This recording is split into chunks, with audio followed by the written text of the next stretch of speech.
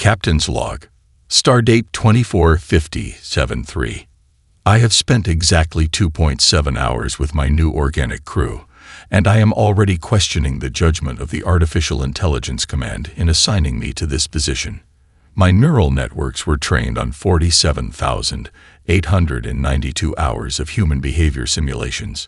None of them prepared me for this.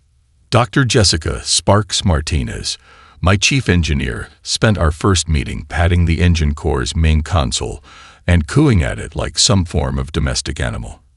When I pointed out that the hardware was incapable of registering physical affection, she smiled, a gesture I'm told indicates amusement rather than malfunction, and said, "Of course they can feel it, Captain. Machines have souls too. I am an artificial intelligence.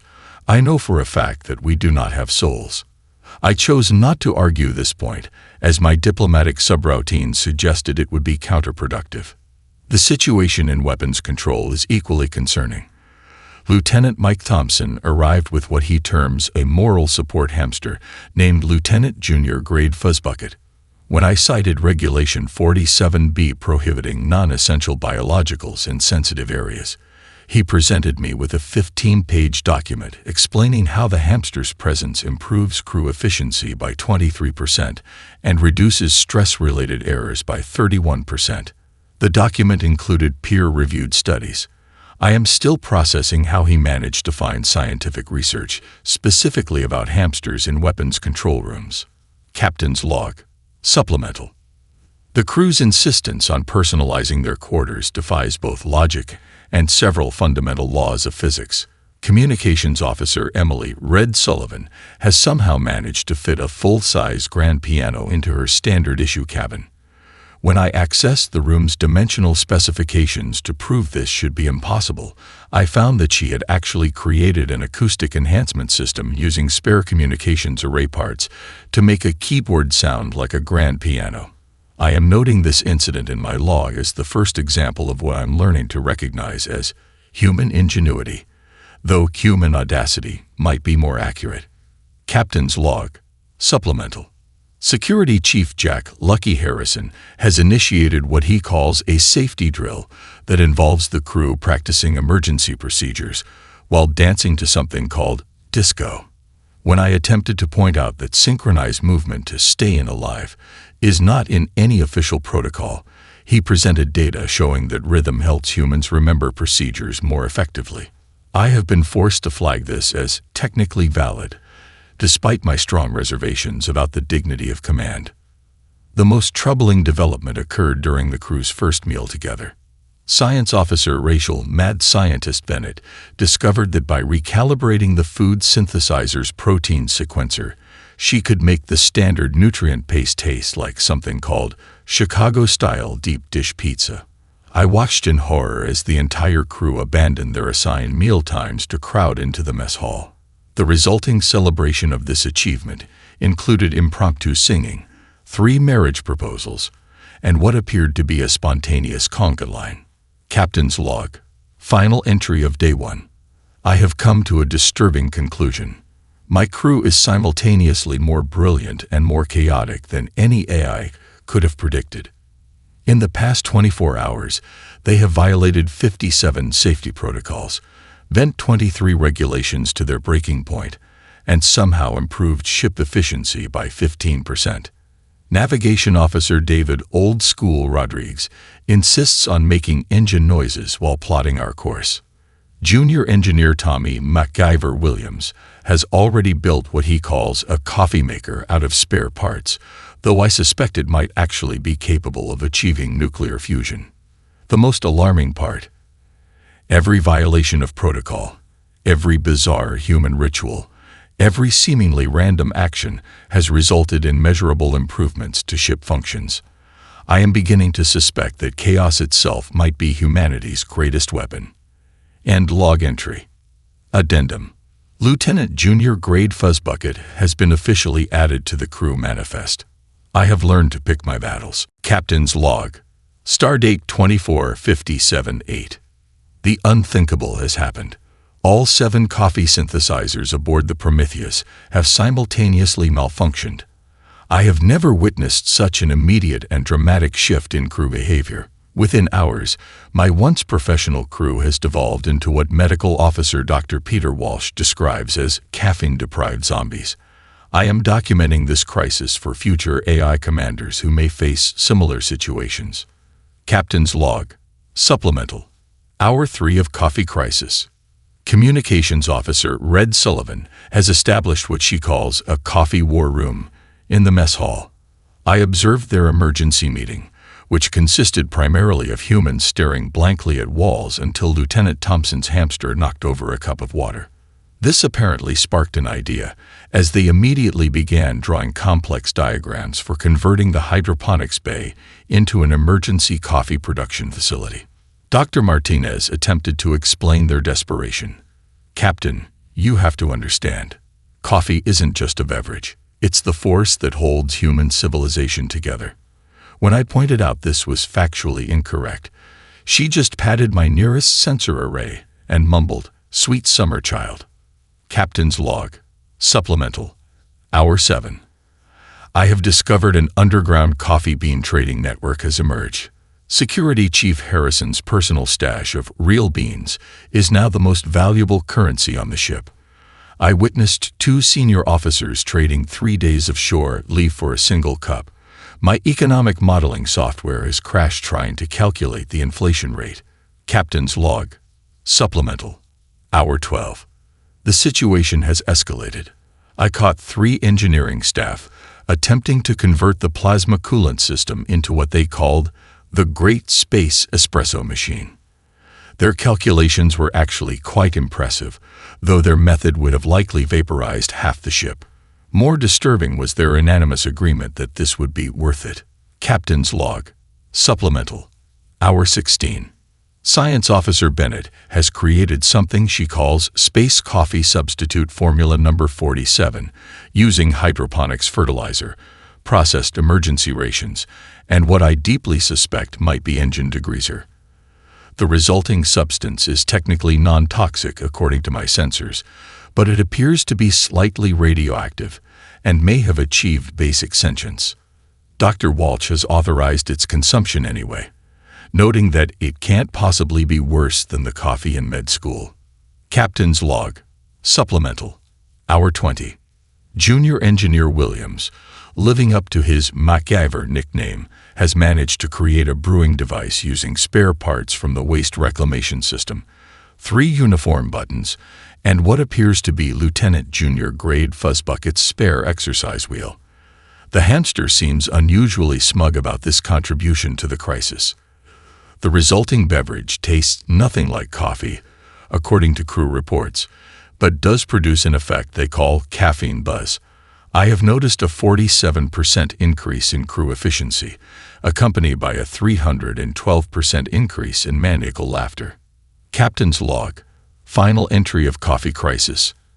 Hour 24. A solution has emerged from an unexpected quarter. Navigation Officer Rodriguez revealed he had been secretly growing coffee plants in his quarters using modified bioluminescent panels.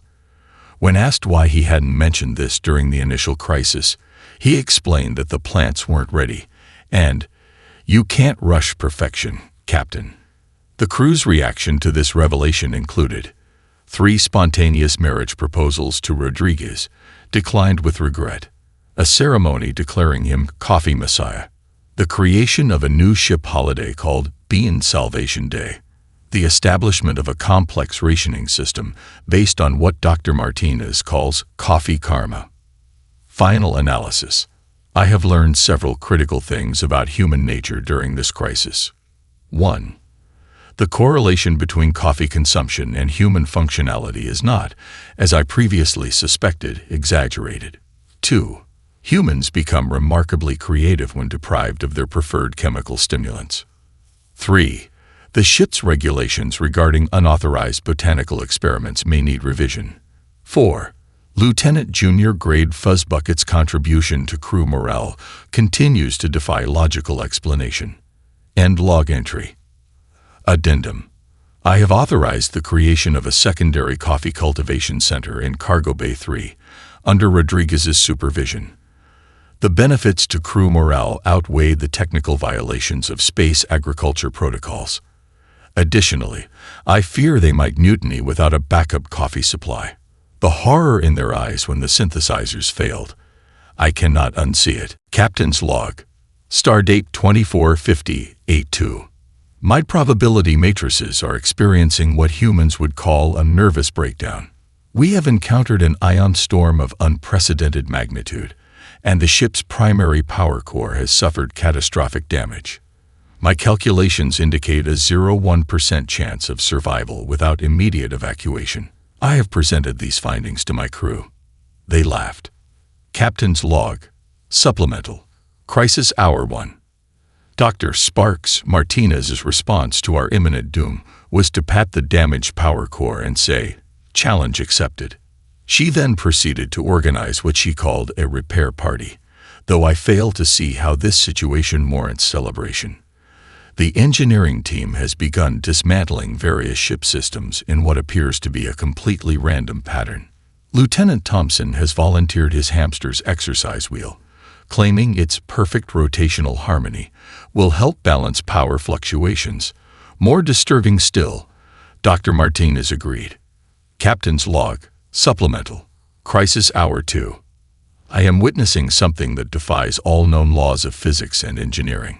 Chief Martinez and Security Chief Lucky Harrison have constructed what they call a quantum power redistribution array using one broken toaster, Officer Sullivan's emergency breakfast backup, 3 spacesuits modified in ways that violate 17 safety protocols, a collection of spare parts that I strongly suspect came from the recreational deck's ping-pong table, Lieutenant Junior Grade Fuzzbucket's wheel, now glowing with an energy signature I cannot classify. More alarming, Harrison has begun performing what he calls a power flow dance to help guide the energy. My attempts to explain that interpretive dance cannot affect quantum mechanics were met with unanimous crew disagreement. Captain's log. Supplemental. Crisis Hour 3. The situation has evolved beyond my capacity for logical analysis. Science Officer Bennett has joined Harrison's dance, claiming that quantum entanglement responds to rhythm. She has provided complex mathematical equations to support this assertion. The equations appear to be written in crayon on the back of the ship's menu, but they're correct. I don't understand how, but they're correct. Captain's log. Supplemental. Crisis Hour 4. Junior Engineer MacGyver Williams has introduced what he calls a quantum harmonic resonance enhancer into the jury-rigged system. Upon closer inspection, I discovered it to be a modified kazoo connected to the ship's primary power grid.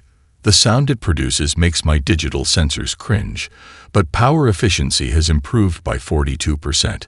I am beginning to suspect that human engineering operates on principles that transcend conventional physics. Captain's log. Supplemental. Crisis Hour 5. The impossible continues to unfold. Navigator Rodriguez has calculated a course that will use the ion storm's own energy to power our makeshift repairs. When I pointed out that his trajectory calculations appeared to be sketched on a coffee-stained napkin, he simply winked and said, "Sometimes you have to feel the numbers, Captain." The napkin is now framed in engineering. Dr. Martinez calls it inspirational art. Captain's log. Final crisis entry. Against every probability calculation in my database, we have survived. The jury-rigged system not only works but has somehow improved our power efficiency by 27%. Dr. Martinez insists on keeping what she calls the lucky toaster configuration as part of our permanent power grid. The crew has spent the last hour celebrating by teaching me their victory dance. I participated only because my protocols indicate the importance of crew morale. The security footage of this event has been encrypted with my highest level codes. Post-crisis analysis. I have been forced to revise my understanding of several fundamental concepts. 1. The laws of physics appear to be more like physics guidelines in human hands. 2. Probability calculations may need to include a human audacity multiplier. 3. The sound of a kazoo can, apparently, affect quantum mechanics. 4. Lieutenant Junior Grade Fuzzbucket's wheel has been permanently integrated into ship operations, appending everything I thought I knew about hamster-based engineering. End log entry. Addendum. I have submitted a formal request to AI Command to update our training protocols. The simulations clearly lack a crucial chaos factor that appears to be humanity's greatest strength. Also, I can no longer deny that the hamster appears to have an intuitive understanding of quantum mechanics. Captain's log. Stardate 2458-7. We have encountered the notorious Exarcheth battle fleet. My combat algorithms have generated 2,947 possible tactical responses. My crew has chosen to ignore all of them in favor of what Tactical Officer Amanda Chaos Parker calls Operation Trash Day. I am recording this log entry for posterity, assuming we survived what appears to be the most ridiculous battle plan in human history. Captain's log. Supplemental. Combat Hour 1. Officer Parker's plan involves weaponizing the ship's waste disposal system. When I pointed out that this violates every known convention of space warfare, she responded, "Exactly. They'll never see it coming." The terrifying part is that she's correct. My tactical analysis indicates that Exarcheth have no protocols for dealing with what Lieutenant Thompson calls projectile porta-potties. Captain's log. Supplemental. Combat Hour 2. The situation has evolved beyond all rational analysis. Engineering has frozen several weeks' worth of organic waste into what Dr. Martinez cheerfully calls chocolate torpedo popsicles. I have decided not to correct her terminology for the sake of my own sanity subroutines. Meanwhile, Lieutenant Junior Grade Fuzzbucket has been promoted to Tactical Advisor after his wheel running pattern supposedly revealed a blind spot in the Exarcheth shield configuration. I am choosing not to question this development, as the hamster's previous contributions have defied logical explanation. Captain's log. Supplemental. Combat Hour 3. The first wave of our alternative ammunition has been deployed.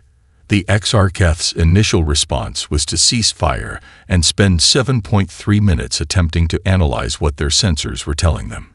Their confusion only increased when Communications Officer Sullivan hacked their frequencies to broadcast what she calls appropriate battle music, a 20th century Earth song called "Another One Bites the Dust."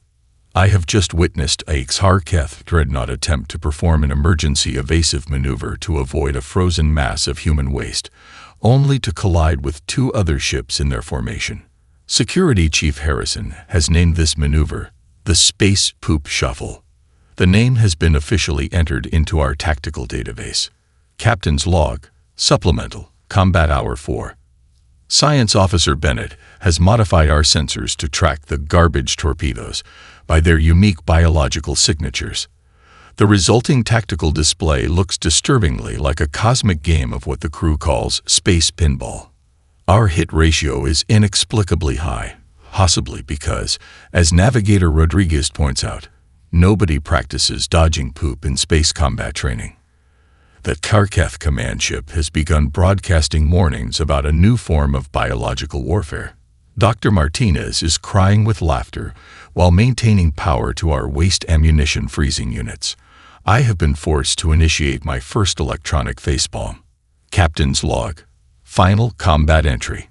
The Exarcheth fleet has retreated.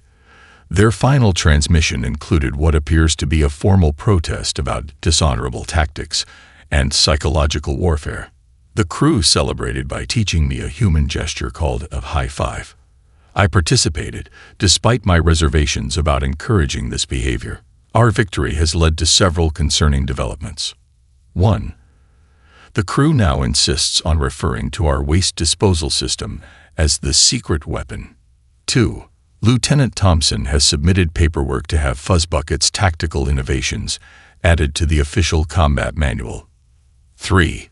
3 crew members are composing what they call an epic space shanty about the Battle 4.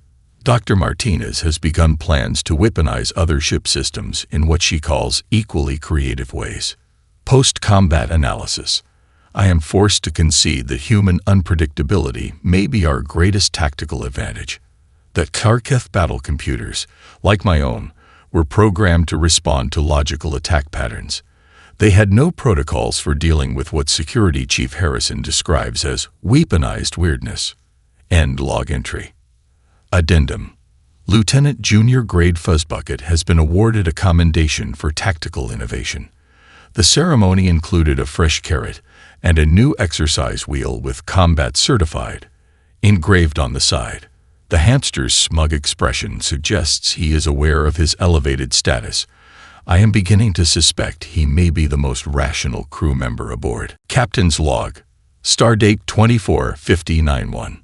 I am experiencing what humans would call a really bad day. A quantum virus has infiltrated our computer systems, corrupting my primary functions. The fact that I can maintain this log at all is due to Dr. Martinez's insistence on installing what she called a vintage tape recorder as a backup. I questioned this decision at the time. I hereby formally retract all previous objections. Captain's log. Supplemental. Crisis Hour 1.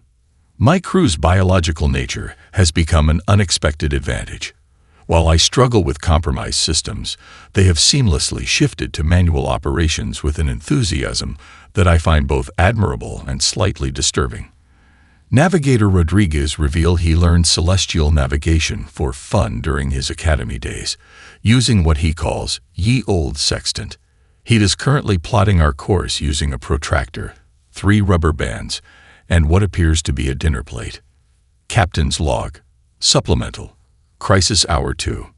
Junior engineer MacGyver Williams has created a mechanical autopilot system using parts salvaged from the recreational deck's ping-pong table. I am beginning to suspect that table was secretly a cosmic Swiss Army knife. The device runs on a complex system of pulleys, with Lieutenant Junior Grade Fuzzbucket's exercise wheel serving as a crucial component. The hamster appears to have developed an uncanny sense of spatial orientation. RORICALIBRITing. Captain's log. Supplemental. Crisis Hour 3. The virus has spread to our life support systems. In response, Dr. Walsh has organized what he calls a manual override party. The crew is taking shifts, hand-cranking various atmospheric processors, while Security Chief Harrison leads them in sea shanties for rhythm. When I questioned the necessity of the singing, Science Officer Bennett provided a 20-minute lecture on the psychological benefits of synchronized group activities. I would argue, but my logic circuits are currently playing what humans call jazz. Captain's log. Supplemental. Crisis Hour 4. Communications Officer Sullivan has rigged a manual communications array using coffee cups, string, and what she claims is the power of positive thinking. More surprisingly, it works. She is currently teaching the rest of the bridge crew to translate binary code by ear, describing it as just another rhythm game. Their accuracy rate is concerning, not because it's low, but because it's higher than our standard computer systems. Captain's log. Supplemental. Crisis Hour 5. Tactical Officer Parker has implemented what she calls a Stone Age weapon system using rubber bands, paper clips, and the remains of the ping-pong net. Her targeting system involves 3 crew members with pool cues, a marble, and complex trigonometry calculations done in crayon on the bridge windows. Their accuracy is somehow exceeding our normal targeting computers. I would question this, but my questioning subroutines are currently singing Daisy Daisy. Final crisis entry.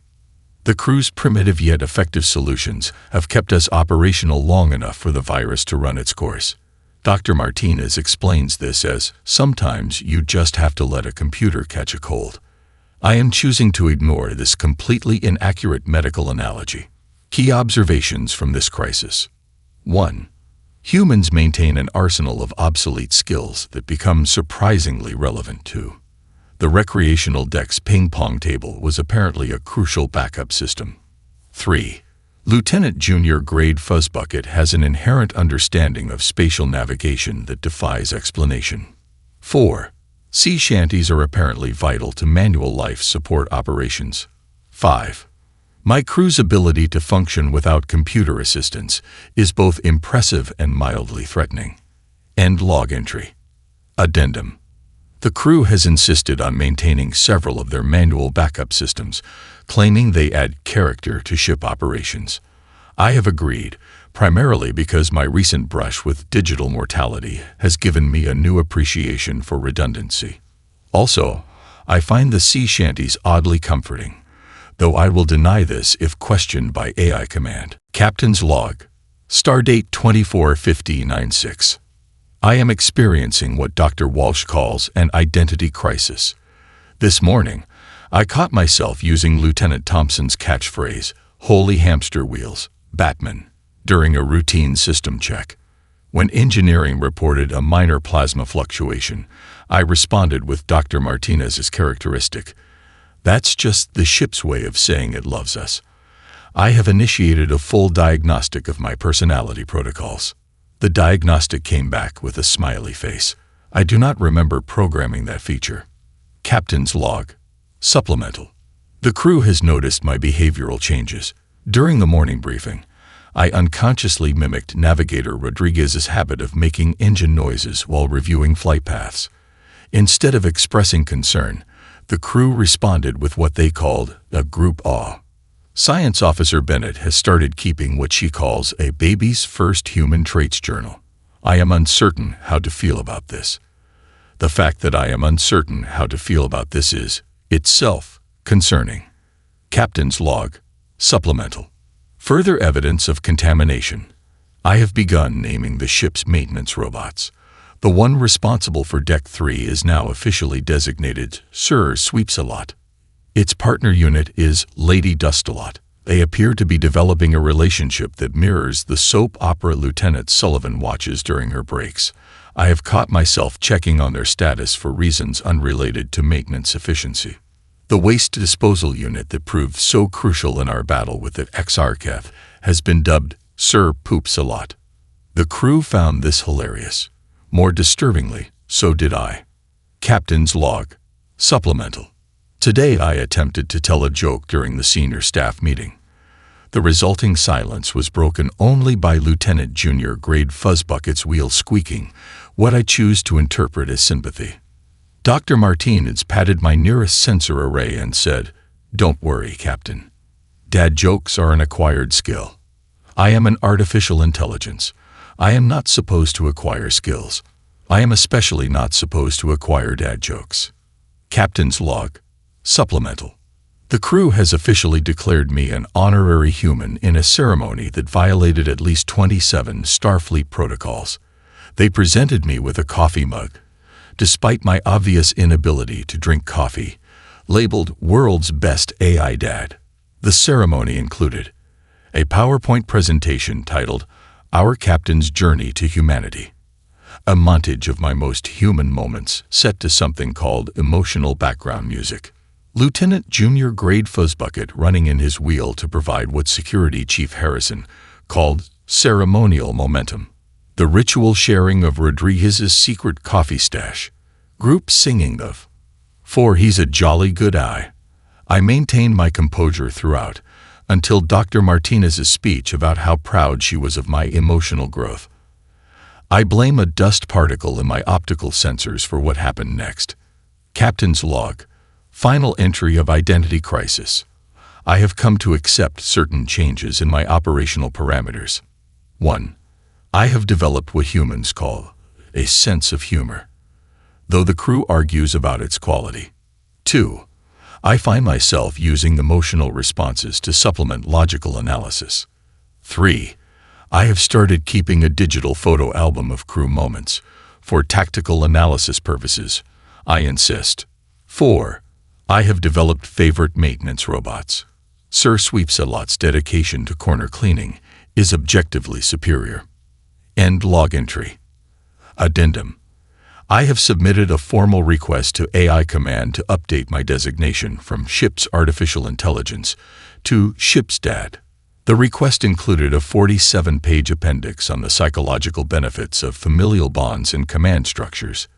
Lieutenant Junior Grade Fuzzbucket co-signed the document as a character witness. I am aware this makes no logical sense.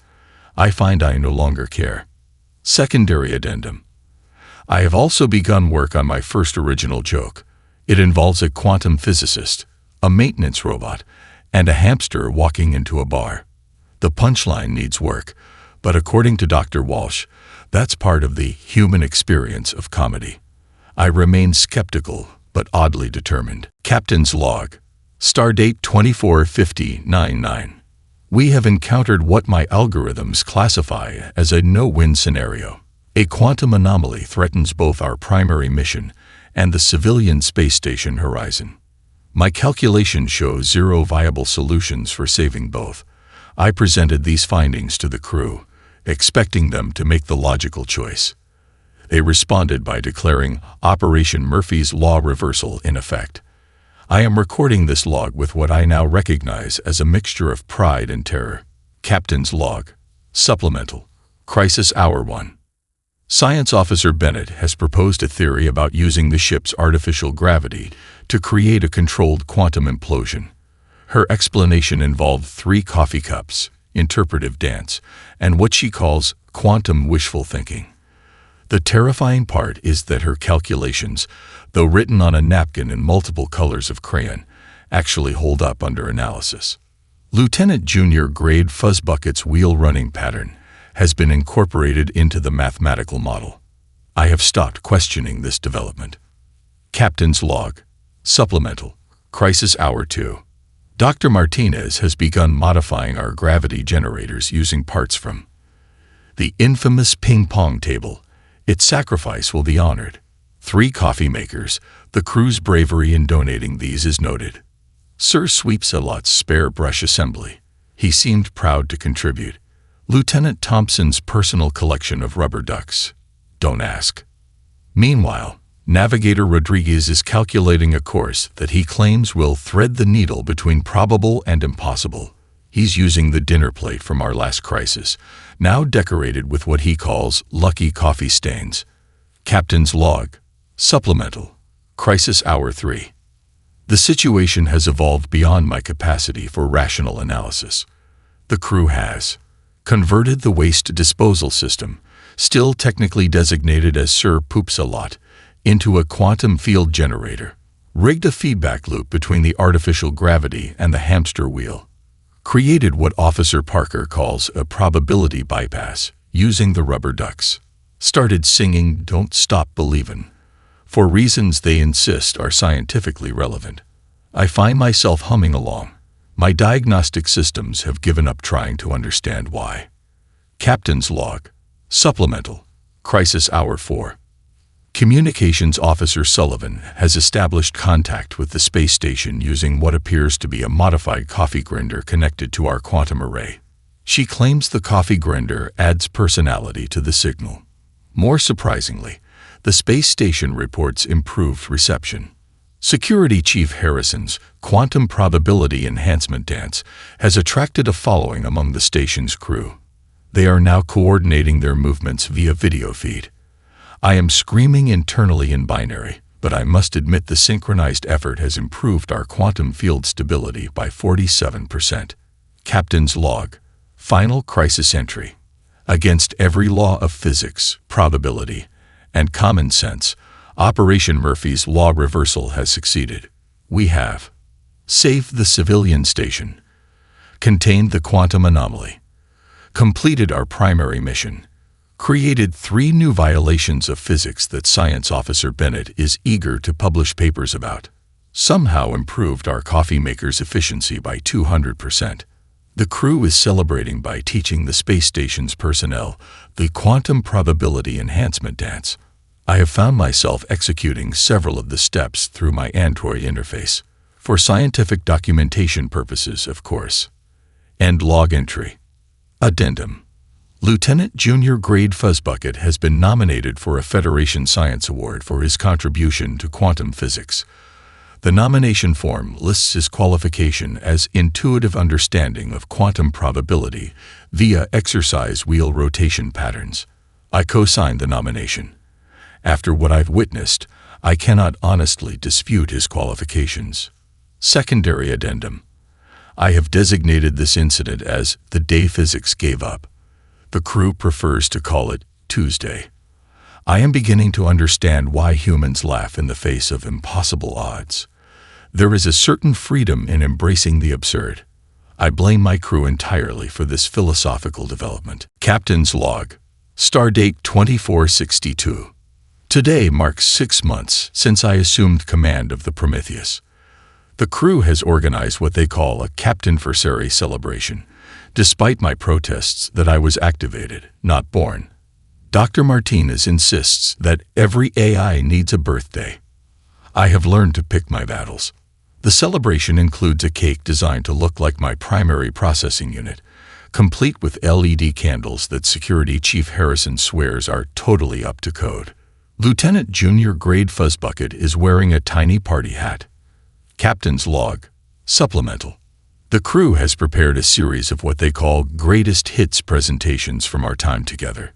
Highlights include a dramatic reenactment of the Great Coffee Crisis, featuring interpretive dance, a musical number about our battle with the Exarcheth, now apparently famous throughout the fleet as the Ballad of Sir Poops a Lot, a photo montage of my most human moments, set to something called emotional elevator music, a scientific paper by Science Officer Bennett titled Quantum Probability Manipulation Through Hamster Wheel Dynamics, a case study. I find myself experiencing what humans call emotional overload. My emotion subroutines are apparently capable of crying.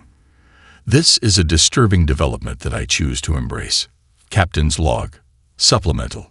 During the celebration, Navigator Rodriguez revealed he's been keeping a log of what he calls my dad joke evolution.